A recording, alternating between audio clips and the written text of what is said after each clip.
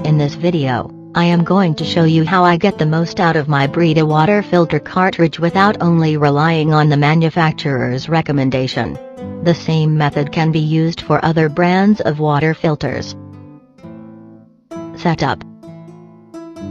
I use not one, but two Brita filters which practically filter my drinking water twice.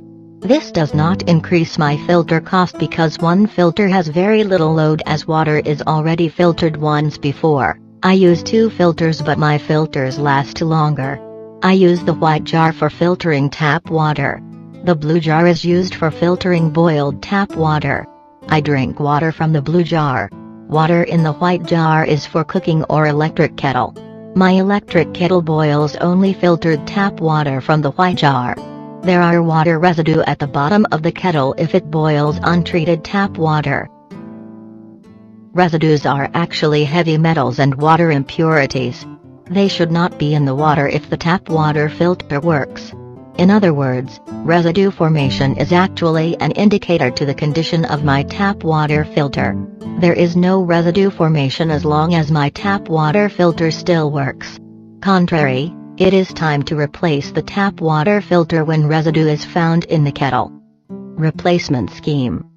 I do not replace the tap water filter cartridge with a brand new one. There are two reasons. 1. I feel it is waste of a brand new filter to have it exposed to high concentration of tap water impurities. 2. I need a way to determine when to replace my boiled water filter. Instead, I found a better replacement scheme is to take out the tap water filter cartridge. Move the boiled water cartridge over to the tap water filter. Install a brand new filter cartridge into the boiled water filter.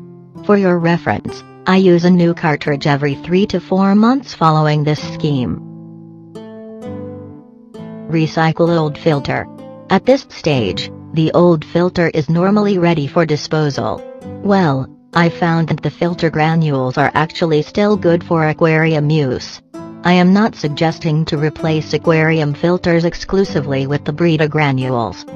I simply add an extra stage of filtering to the aquarium so as to offload the other parts of the aquarium filter. This works extremely well in removing odor in my turtle tank. I cut open the old filter cartridge and put the filter granules into a pantyhose. And then I put this into my aquarium filter. That's it. The only thing is to make sure the granules don't leak through the pantyhose. You don't want fishes and turtles to eat them.